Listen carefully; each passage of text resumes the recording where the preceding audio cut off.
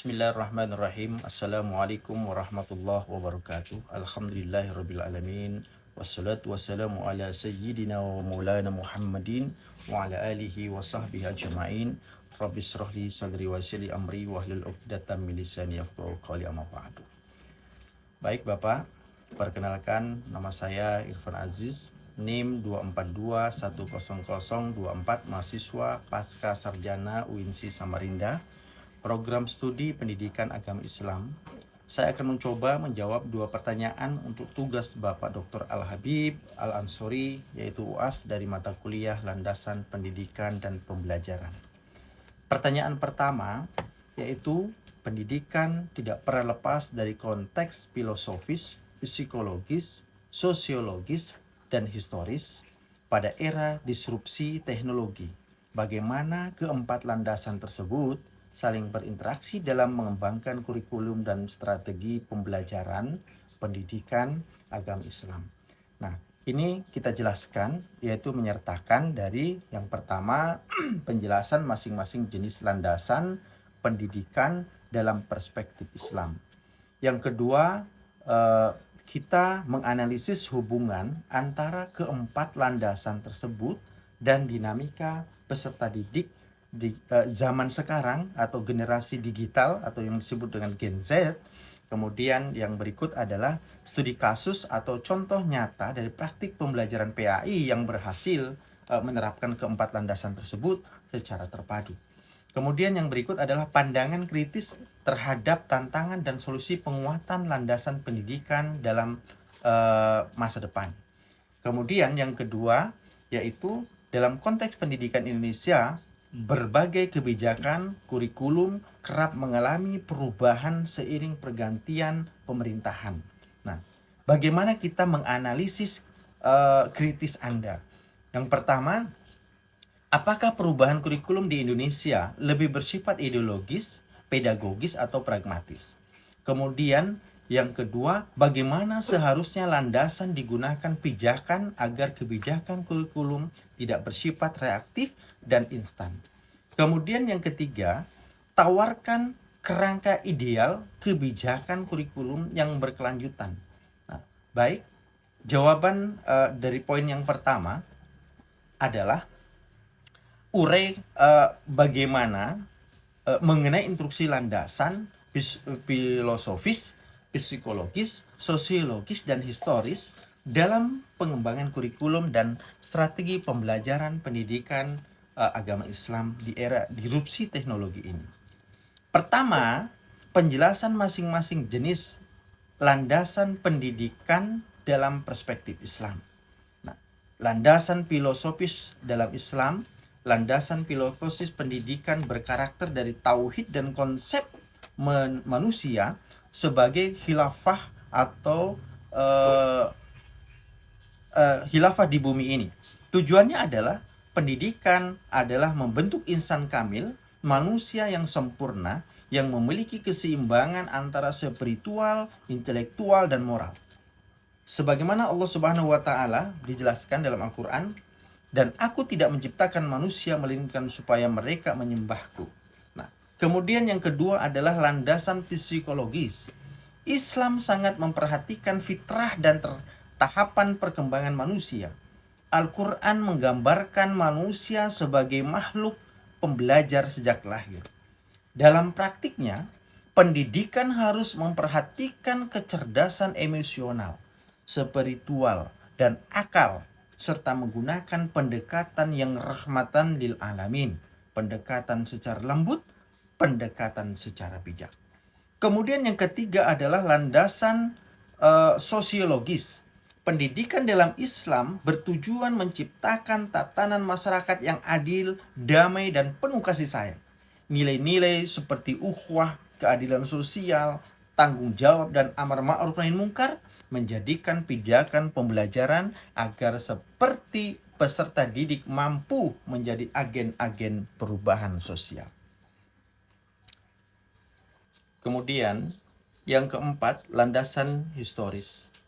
Islam memiliki sejarah panjang dalam pendidikan. Sejak masa Nabi Muhammad SAW hingga kejayaan peradaban Islam, misalnya sistem madrasah dan Bait al-Hikmah. Sejarah ini menjadikan sumber inspirasi dalam mengembangkan pendidikan yang inovatif namun tetap otentik. Kemudian yang B adalah analisis hubungan antara keempat landasan dan dinamika peserta didik zaman sekarang atau generasi digital atau bisa disebut juga Gen Z. Landasan kebutuhan Gen Z yaitu yang pertama filosofis, butuh arah hidup yang jelas di tengah banjir informasi. Psikologis, gaya belajar cepat, visual, suka teknologi, ingin dihargai.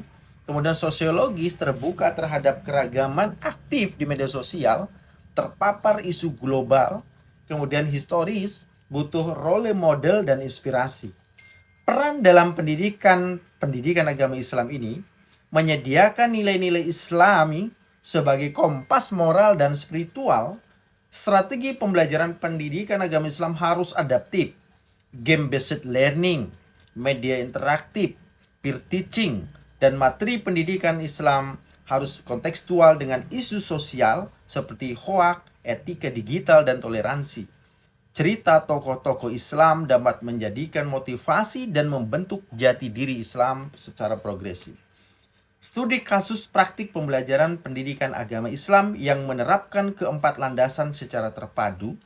Yang pertama adalah studi kasus seperti Madrasah Aliyah Negeri seperti yang ada di Insan Cendekia.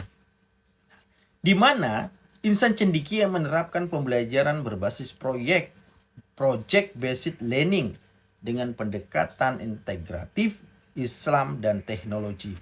Filosofi kurikulum disusun dengan visi pembentukan akhlak dan kepemimpinan Islami berbasis nilai-nilai tauhid dan amanah. Kemudian ada psikologis, menggunakan model pembelajaran digital seperti video interaktif, kuis online, podcast, dan dakwah-dakwah ya, sesuai dengan karakter Gen Z.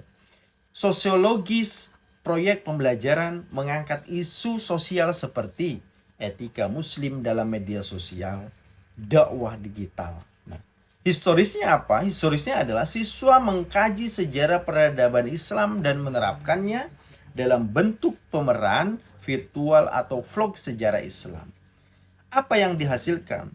Siswa lebih antusias, aktif berdiskusi, dan mampu mengintegrasikan nilai-nilai Islam dalam kehidupan yang nyata serta dunia digital ini. Apa pandangan kritis terhadap tantangan dan solusi penguatan landasan pendidikan PAI di masa depan? Tantangannya adalah yang pertama, dekadensi moral di kalangan pelajar akibat konten digital yang tidak terkontrol. Yang kedua, dualisme kurikulum agama vs umum terjadi menghambat integrasi ilmu dan iman. Kemudian yang ketiga, kurangnya guru PAI yang digital native atau kompeten memanfaatkan teknologi. Dan yang keempat, minimnya evaluasi kurikulum terhadap perubahan sosial dan psikologi siswa. Solusi yang ditawarkan adalah yang pertama, transformasi kurikulum PAI berbasis nilai dan teknologi pembelajaran. Tidak hanya fokus pada hafalan, tapi juga penghayatan dan praktik sosial yang berbasis digital. Kemudian yang kedua, pelatihan guru PAI dalam literasi digital dan pedagogi inovatif seperti blended classroom atau blended learning.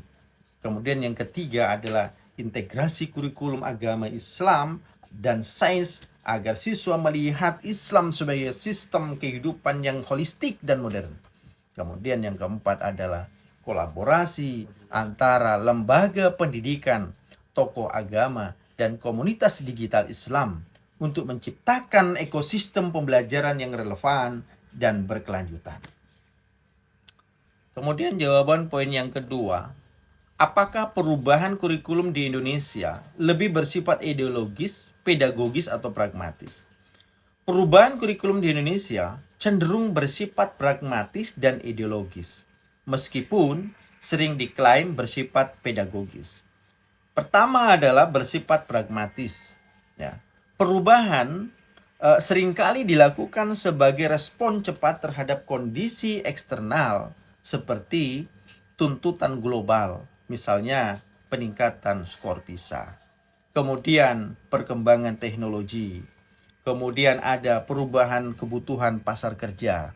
Suatu contoh adalah kurikulum merdeka muncul sebagai respon terhadap pandemi dan kebutuhan fleksibilitas belajar. Kemudian yang kedua adalah bersifat ideologis. Setiap pergantian pemerintah atau menteri pendidikan sering membawa perubahan kurikulum yang mencerminkan agenda politik atau ideologi penguasa. Nilai-nilai dan pendekatan yang ditonjolkan dalam kurikulum sering bergeser sesuai dengan kepentingan politik jangka pendek. Kemudian yang ketiga ada kurang pedagogis. Pendekatan pedagogis belum menjadi pertimbangan utama, di mana kurikulum jarang dikembangkan melalui kajian-kajian mendalam terhadap karakteristik peserta didik, terhadap hasil evaluasi pembelajaran sebelumnya, terhadap riset pendidikan yang berbasis bukti. Perubahan kurikulum lebih banyak dipengaruhi oleh pertimbangan praktis dan politis dibandingkan kebutuhan pedagogis yang sejati. Kemudian yang berikut adalah bagaimana seharusnya landasan digunakan sebagai pijakan agar kebijakan kurikulum tidak bersifat reaktif dan instan. Agar kebijakan kurikulum tidak bersifat reaktif dan instan, maka pengambilan keputusan harus berlandaskan 4 pondasi yang utama. Pondasi pendidikan. Yang pertama adalah landasan filosofis. Kurikulum harus berpijak pada nilai-nilai dasar negara, yaitu Pancasila, tujuan pendidikan nasional, dan idealisme pembentukan manusia secara utuh. Kemudian, kita harus mampu menjawab apa tujuan jangka panjang pendidikan nasional. Landasan psikologisnya, di mana mengacu pada kebutuhan dan perkembangan peserta didik, usia, tahap berpikir, kemudian minat peserta didik. Yang berikut adalah kurikulum dirancang untuk mendukung pembelajaran yang relevan, yang personal, dan adaptif terhadap karakteristik anak kita. Kemudian landasan sosiologis, yaitu kurikulum harus mencerminkan realitas sosial budaya bangsa yang beragam. Yang berikut adalah harus memperkuat nilai-nilai kebangsaan dan keberagaman serta tanggung jawab sosial kita. Kemudian yang keempat adalah landasan ilmiahnya atau evidensial, yaitu perubahan kurikulum harus berbasis pada data, riset pendidikan, evaluasi yang empirik, dan kebutuhan nyata di lapangan kita. Libatkan para ahli, praktisi pendidikan, dan komunitas dalam menyusun kebijakan-kebijakan pendidikan. Yang C adalah tawarkan kerangka ideal kebijakan kurikulum yang berkelanjutan. Berikut adalah kerangka ideal kurikulum yang berkelanjutan dan tidak bergantung pada siklus kekuasaan. Yang pertama, kita harus memiliki visi nasional pendidikan jangka panjang. Tetapkan visi kurikulum yang konsisten dalam jangka 20-30 tahun ke depan. Kemudian, visi ini tidak boleh berganti setiap pergantian menteri atau presiden. Kemudian yang kedua, badan kurikulum independen. Bentuk lembaga profesional yang bersifat non-politis, seperti National Curriculum Council, yang bertanggung jawab terhadap riset kurikulum, bertanggung jawab terhadap evaluasi sistemik, kemudian konsistensi arah kebijakan, kemudian kurikulum yang fleksibel dan kontekstual. Tetapkan kerangka dasar nasional yang mengatur kompetensi inti dan nilai-nilai universal.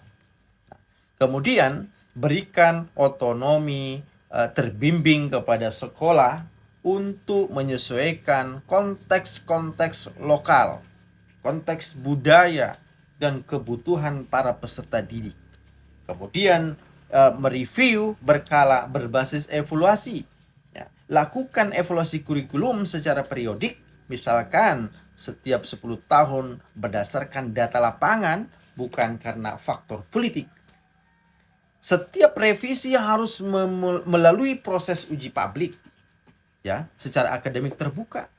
Kemudian pelatihan guru dan infrastruktur pendukung kebijakan kurikulum tidak berdiri sendiri, karena harus dibarengi dengan pelatihan guru secara berkelanjutan.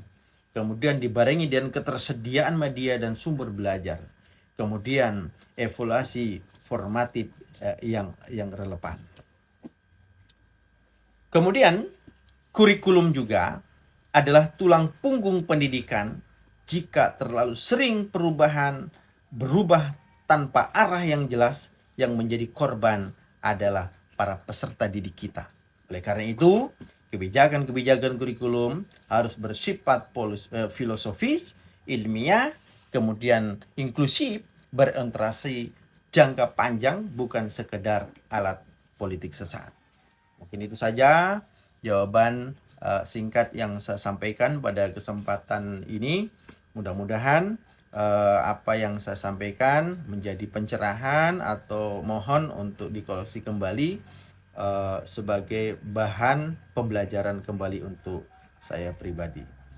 Saya ucapkan kepada Pak Doktor, mudah-mudahan tugas yang saya kerjakan ini mendapatkan berkah ilmu dari Allah Subhanahu wa taala. Dan saya ucapkan innallahil musta'an wal itiklan. Assalamualaikum warahmatullahi wabarakatuh. Terima kasih.